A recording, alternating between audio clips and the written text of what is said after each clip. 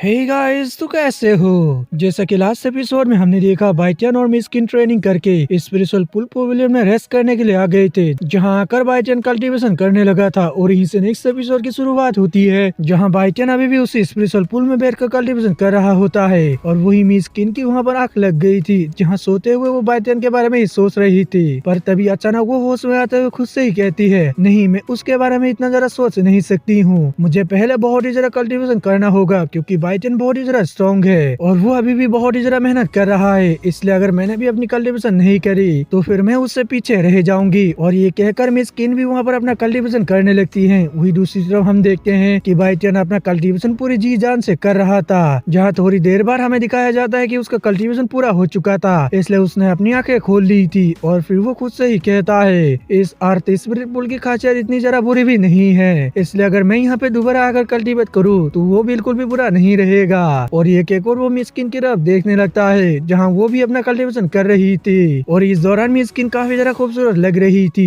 जो देखकर बाइटियन भी एक पल के लिए शर्मा गया था। जिसके बाद वो दोनों वहाँ से निकल गए थे, जहाँ बाइटियन उसे स्वॉर्ड मोन्यूमेंट के पास आ गया था, जहाँ आकर वो चेक करने लगता है कि वो लड़की यहाँ पर मौजूद है या फिर नहीं। अगर होगा तो वो मुझसे फाइट करने के लिए दोबारा आ जाएगी, लेकिन वहाँ पर बहुत ही ज्यादा चेक करने के बाद उसे वो लड़की दिखाई नहीं देती है। इसलिए वो वहाँ जाकर अपना कल्टीवेशन शुरू कर देता है, जहाँ कल्टीवेट करते हुए वो स्वॉर्ड मोन्यूमेंट के अंदर चला गया था। और वो वहाँ आकर खुद से ही कह रहा था कि ये जो सोल टेम्परिंग टेक्निक है वो एक एल्केमिस्ट के लिए बहुत ही ज्यादा इम्पोर्टेंट होती है। साथ ही अगर हर एक एल्केमिस्ट को अपनी पावर इंक्रीज करनी है तो फिर उन लोगों को ये टेक्निक सीखनी पड़ेगी, नहीं तो उनकी पावर इंक्रीज नहीं होगी। और ये कहकर वो आगे कहता है, मैंने स्वॉर्ड मोन्यूमेंट के पहले टेक्निक को सीख लिया है, इसलिए अभी सिर्फ दूसरी टेक्निक ही बची हुई है, उसको भी मैं बहुत इजीली सीख लूंगा। और ये कहकर वो वहाँ पर अपनी पूरी मेहनत से कल्टीवेशन करने लगता है, जहाँ इस दौरान उसके सामने एक सोल पिल अपीयर हो गई थी, जो देखकर बाइटियन काफी ज्यादा खुश हो जाता है। पर तभी हम देखते हैं कि वहाँ पर अचानक से 3 स्वॉर्ड र्यून्स अपीयर हो जाते हैं, जो कि बिल्कुल स्पिरिचुअल एनर्जी से बनी हुई थी, जो देखकर बाइटियन भी उन स्वॉर्ड र्यून्स के पास आ जाता है, जहाँ आकर वो उन्हें छूने की कोशिश करता है, लेकिन वो उन्हें छू नहीं पाता है, क्योंकि वो सभी एनर्जी से बनी हुई थी। ये देखकर अब बाइटियन खुद से ही कहता है, इस स्वॉर्ड मोन्यूमेंट ने तो यहाँ पर 3 स्वॉर्ड र्यून्स को ले आया, जो कि बहुत ही ज्यादा अच्छी बात है। पहले मैं अपना कल्टीवेशन कर लेता हूँ, जिसके बाद मैं इन सभी को आपस में मार्च करने की कोशिश करूंगा, जिसकी वजह से मेरी पावर्स काफी ज्यादा इंक्रीज हो जाएगी। और ये कहकर बाइटियन जैसे ही वहाँ पर कल्टीवेशन करने जाता है कि तभी वहाँ पर वो लड़की दोबारा फिर से आ जाती है, जो कि बाइटियन के ऊपर हमला कर देती है, जिसपे बाइटियन भी उसके अटैक को बहुत इजीली डॉज कर लेता है। जो देखकर वो लड़की गुस्से से कहती है, मैंने तुमसे पहले भी कहा था कि यहाँ पर रात को कल्टीवेशन करने नहीं आना, क्योंकि उस टाइम मैं प्रैक्टिस करती हूँ, लेकिन तुमने मेरे वार्निंग को इग्नोर कर दिया।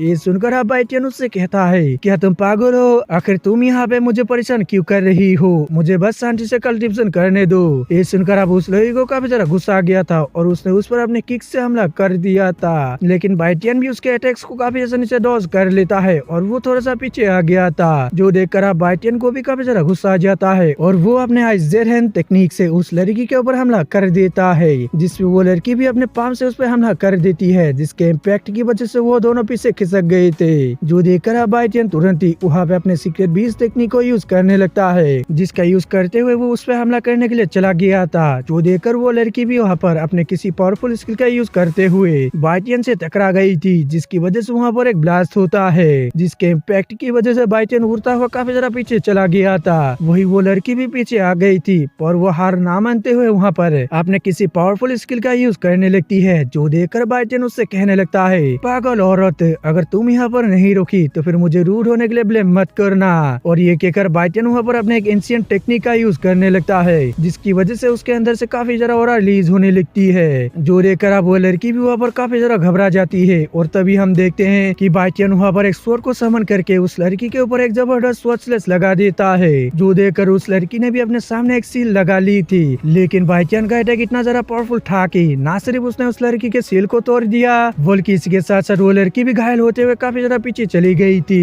पर तभी हम देखते हैं कि बाइटियन भी बहुत ही तेजी से उसके पास आ जाता है और उसके ऊपर अपना स्वॉर्ड लगाते हुए उससे कहता है, क्या तुम अभी भी खेलना चाहोगे। इस पे वो लड़की गुस्सा करते हुए उससे कहती है, कमीने, मैं तुम्हें अगली बार बिल्कुल भी जिंदा नहीं छोड़ूंगी। और ये कहकर वो वहाँ से चली जाती है। ये सुनकर अब बाइटियन खुद से ही कहता है, ये लड़की कितना ज्यादा पागल है। और ये कहकर वहाँ पर फिर से अपना कल्टीवेशन करने लगता है, जिसके दौरान वो फिर से उस स्वॉर्ड मोन्यूमेंट के अंदर आ गया था, जहाँ वो उस सोल पील और उन 3 स्वर रून्स को आपस में मर्ज करने की कोशिश करने लगता है, जिस दौरान वो खुद से ही कहता है अगर मैंने इन सभी को मर्ज कर लिया तो फिर मेरी पावर्स काफी जरा इंक्रीज हो जाएगी और ये मेरा एक ट्रम्प कार्ड की तरह काम करेगा, जिससे अटैक करके मैं काफी पावरफुल वॉरियर्स को खत्म कर सकूंगा। और ये कहकर वो काफी जरा मेहनत करके उन सभी को मर्ज करने की कोशिश करने लगता है, जहाँ थोड़ी देर मेहनत करने के बाद वो उन सभी को मर्ज करने में कामयाब हो जाता है, जो देखकर आप बाइटन वहाँ पर काफी जरा खुश होने लगता है और कहता है कि आखिरकार मैंने इन सभी को मर्ज कर लिया। और ये कहकर वो उस स्वॉर्ड मोन्यूमेंट के अंदर से बाहर आ जाता है, लेकिन जैसे ही वो वहाँ से बाहर आता है तो वो देखता है कि इस स्वॉर्ड सोल मोन्यूमेंट के ऊपर काफी जरा क्रैक्स पड़ी हुई थी, जो देखकर बाइटन हैरान होते हुए खुद से ही कहता है लगता है कि इस स्वॉर्ड सोल मोन्यूमेंट की पावर्स अब धीरे धीरे खत्म होती जा रही है। उसके बाद सीन चेंज होता है और हमें बाइटन को एक मार्केट के अंदर दिखाया जाता है, जो कि वहाँ से सीधा मार्केट की तरफ आ गया था ताकि वो यहाँ से कुछ मटेरियल्स खरीद सके।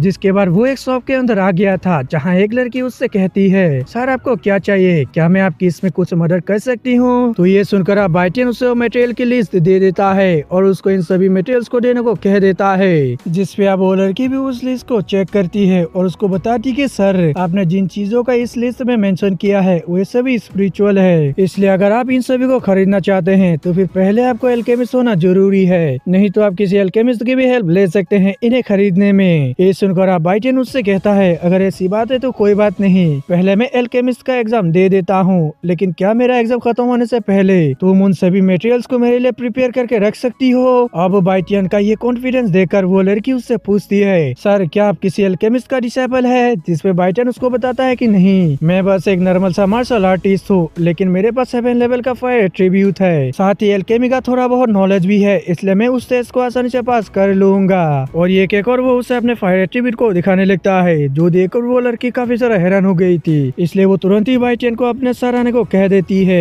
एल्केमी का एग्जाम देने के लिए। ये सुनकर आप बाइटन भी उसके पीछे जाते हुए अपने मन में खुद से ही कहता है क्या तुम सच में एक एल्केमी मास्टर का टेस्ट लेना चाहती हो। और दोस्तों बाइटन के ये कहते ही हमारा ये कमाल का एपिसोड खत्म हो जाता है। दोस्तों अगर आप सभी को वीडियो अच्छा लगे तो लाइक कर दें और अगर आप चैनल पर नए हो तो सब्सक्राइब कर दे जाना। तो मिलता है किसी और वीडियो में, तब तक के लिए बाय।